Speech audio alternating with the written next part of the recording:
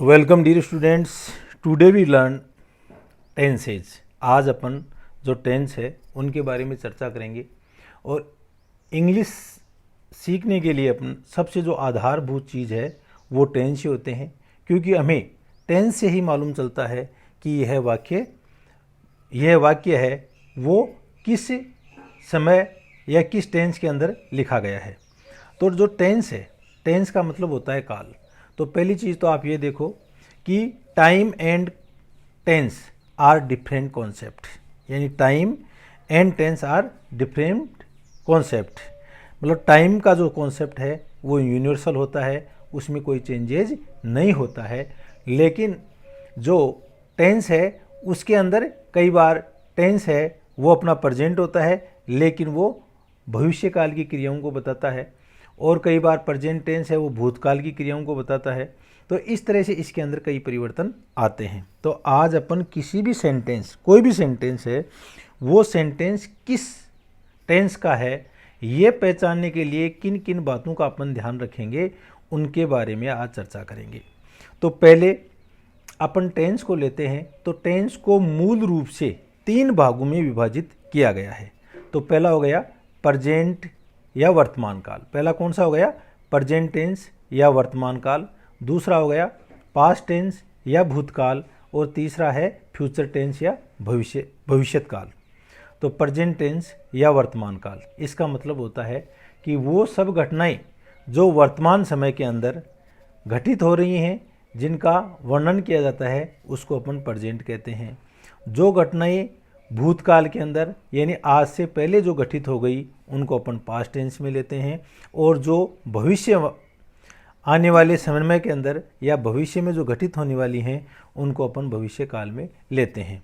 ये जो नियम है वो सामान्य नियम जो टेंस के बारे में है उनके बारे में अपन बता रहे हैं। हो सकता है कि कुछ इन सामान्य जो नियम हैं उनके अपवाद भी हो सकते हैं, उनके बारे में अपन अगले जो लेसन है उनके अंदर चर्चा करेंगे। तो मूल रूप से टेंस कितने प्रकार के हो गए? प्रेजेंट, पास्ट और फ्यूचर, यानी वर्तमान काल, भूतकाल और भविष्य काल। ठीक है। अब प्रत्येक जो टेंस है इसको 4 उपभागों में विभाजित किया गया है। कितने उपभागों में विभाजित किया गया है? 4 में। कौन कौन सा?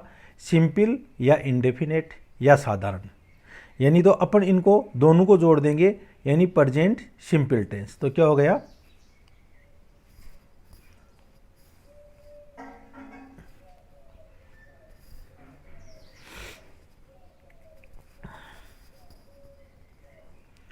तो ये हो गया प्रेजेंट सिंपल टेंस। प्रेजेंट को जोड़ो, प्रेजेंट और सिंपल, प्रेजेंट और सिंपल यानी प्रेजेंट सिंपल टेंस। इसी तरह प्रेजेंट कंटिन्यूअस का ये स्ट्रक्चर आ गया, प्रेजेंट परफेक्ट इसका ये स्ट्रक्चर आ गया, और प्रेजेंट परफेक्ट कंटिन्यूअस इसका ये स्ट्रक्चर आ गया। तो जो प्रत्येक टेंस है उसको अपन 4 भागों में बांट दिया। कौन कौन सा? एक तो सिंपल यानी साधारण वाक्य, कंटिन्यूअस जिनमें वाक्य लगातार जारी रहेंगे ऐसा भाव हो, परफेक्ट यानी जो कार्य पूर्ण हो गया है, और परफेक्ट कंटिन्यूअस यानी जो कार्य पिछले समय से होता आ रहा है और उस समय भी वो जारी है। तो इस तरह से प्रत्येक टेंस को अपन 4 भागों में बांट देंगे। तो इस प्रकार से जो टेंस हैं वो कितने? 4 × 12 यानी 12 इनके उप भाग हो गए। तो मूल रूप से टेंस को अपन ने कितने भागों में बांटा? 3 के अंदर, और उपभाग में प्रत्येक को 4 में विभाजित कर दिया। तो ये कितने हो गए? 12 टेंस। अब अपन डियर स्टूडेंट्स ये देखते हैं कि जो टेंस हैं वो उनके जो उपभाग के मतलब 12 उपभागों में अपन ने इनको विभाजित कर दिया। तो कौन सा टेंस, ये सब अपन जो 12 उपभाग बता रहे हैं ये केवल इनके जो अफर्मेटिव सेंटेंस हैं उनके बारे में बात कर रहे हैं। तो इन 12 उपभागों के अंदर कोई भी सेंटेंस है वो किस टेंस का है उसके बारे में अपन कैसे चर्चा करेंगे। तो इसके लिए अपन को सबसे पहले उस टेंस की वर्ब या क्रिया को देखना होगा। किसको देखना होगा? वर्ब या क्रिया को देखना होगा। जैसे ये अपना प्रेजेंट सिंपल है तो इसकी क्रिया ये हो गई वर्ब का फर्स्ट फॉर्म प्लस एस या ई एस। पास्ट सिंपल है, इसके अंदर वर्ब की सेकंड फॉर्म आएगी। फ्यूचर सिंपल है, इसमें वर्ब की फर्स्ट फॉर्म आएगी। प्रेजेंट कंटिन्यूअस है, इसके अंदर वर्ब की आईएनजी फॉर्म आएगी। यूँ ले लेते हैं अपन, जैसे प्रेजेंट सिंपल, इसमें वर्ब की फर्स्ट फॉर्म है S I S. Present continuous, इसमें वर्ब की आईएनजी फॉर्म। प्रेजेंट परफेक्ट है, इसके अंदर वर्ब की तीसरी फॉर्म। और प्रेजेंट परफेक्ट कंटिन्यूअस है, इसमें वर्ब की आईएनजी फॉर्म। इसी तरह देखो, पास्ट सिंपल में वर्ब की सेकंड फॉर्म। पास्ट कंटिन्यूअस है, इसमें वर्ब की आईएनजी फॉर्म। पास्ट परफेक्ट है, इसमें वर्ब की थर्ड फॉर्म। और पास्ट परफेक्ट कंटिन्यूअस है, इसमें वर्ब की आईएनजी फॉर्म। इसी तरह अपन देखते हैं, फ्यूचर सिंपल में वर्ब की फर्स्ट फॉर्म, फ्यूचर कंटिन्यूअस में वर्ब की आईएनजी फॉर्म, और फ्यूचर परफेक्ट में वर्ब की तीसरी फॉर्म, और फ्यूचर परफेक्ट कंटिन्यूअस में वर्ब की आईएनजी फॉर्म। तो इस तरह से ये अपने जो 12 टेंस हैं उनकी सबसे पहले अपन वर्ब को देखेंगे। तो वर्ब को अपन ने देखा तो अपन ने पाया कि ये 12 हैं, इनमें से कंटिन्यूअस के 3, 1 2 3, और परफेक्ट कंटिन्यूअस के 3, यानी ये 6, 3 और 3 6 टेंस के अंदर तो अपन को वर्ब की आईएनजी फॉर्म मिलेगी। तो यदि वर्ब की आईएनजी फॉर्म अपन को मिल गई तो अपन क्या देखेंगे कि ये जो टेंस हैं या तो कंटिन्यूअस के होंगे, चाहे तो वो प्लेन कंटिन्यूअस हो या फिर परफेक्ट कंटिन्यूअस।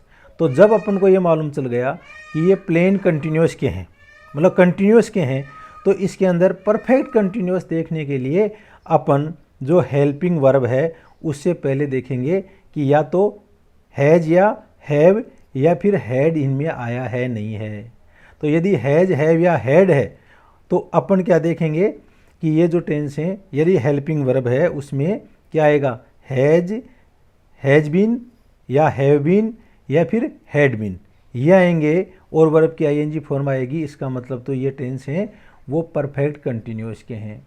और यदि आईएनजी से पहले इज, एम, आर, ये एक ही टेंस है जिसके अंदर यदि वर्ब की आईएनजी के फॉर्म के पहले इज, एम, आर आ गया, क्या आ गया, इज, एम, आर, तो वो टेंस है वो प्रेजेंट कंटिन्यूअस टेंस का होगा। किसका होगा, प्रेजेंट कंटिन्यूअस टेंस का। यदि was verb plus ING form आएगी तो वो टेंस है वो किसका हो जाएगा, पास्ट कंटिन्यूअस का आ जाएगा।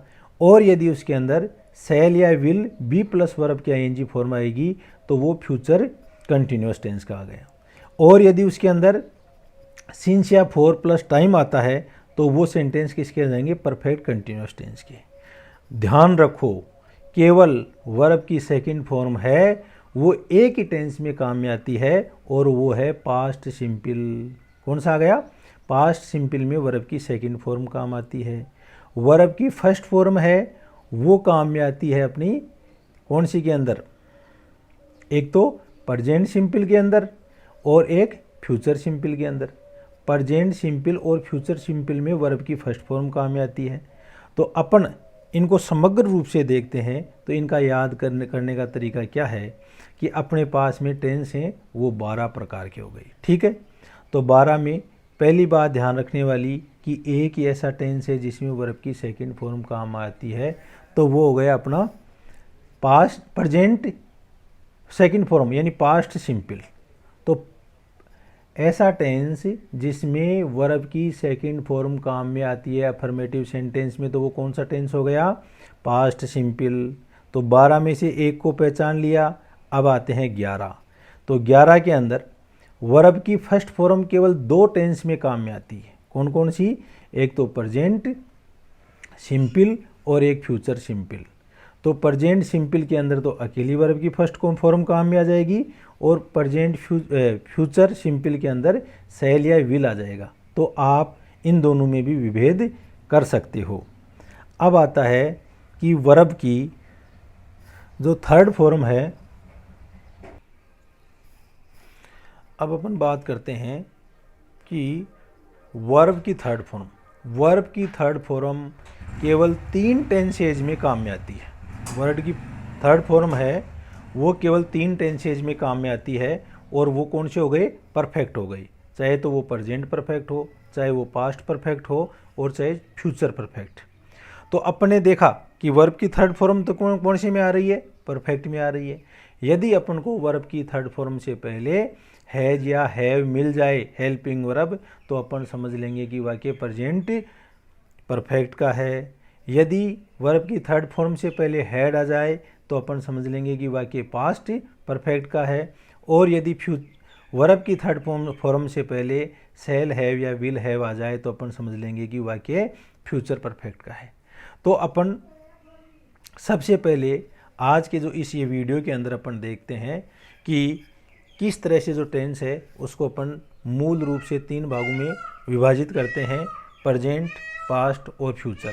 और फिर प्रत्येक टेंस है उसको 4 उपभागों में और विभाजित करते हैं, जिसमें आ गया सिंपल, कंटिन्यूअस, परफेक्ट और परफेक्ट कंटिन्यूअस। इनको यदि अपन हिंदी में याद रखना चाहिए तो प्रेजेंट सिंपल यानी साधारण वर्तमान काल, प्रेजेंट सिंपल यानी साधारण वर्तमान काल, प्रेजेंट कंटिन्यूअस यानी लगातारात्मक वर्तमान काल, प्रेजेंट परफेक्ट यानी पूर्णात्मक वर्तमान काल और प्रेजेंट परफेक्ट कंटिन्यूअस यानी पूर्णात्मक लगातारात्मक वर्तमान काल। इसी तरह से आप पास्ट टेंस को पास्ट सिंपल यानी साधारण भूतकाल, पास्ट कंटिन्यूअस यानी लगातारात्मक भूतकाल, पास्ट परफेक्ट यानी पूर्णात्मक भूतकाल और पास्ट परफेक्ट कंटिन्यूअस यानी पूर्णात्मक और लगातारात्मक भूतकाल।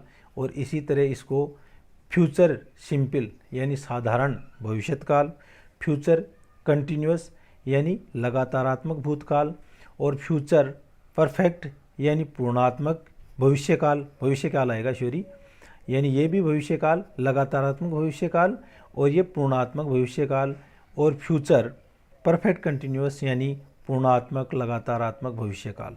तो ये अपनी एक की पॉइंट हो गई। आज अपन जो ग्रामर का ग्रामर की लेसन शुरू कर रहे हैं, तो इसके अंदर जब तक अपन को टेंस को रिकॉग्नाइज करना नहीं आएगा तब तक अपन इंग्लिश के जो वाक्य हैं उनको अच्छी तरह समझ नहीं पाएंगे, उनको अच्छी तरह से लिख नहीं पाएंगे।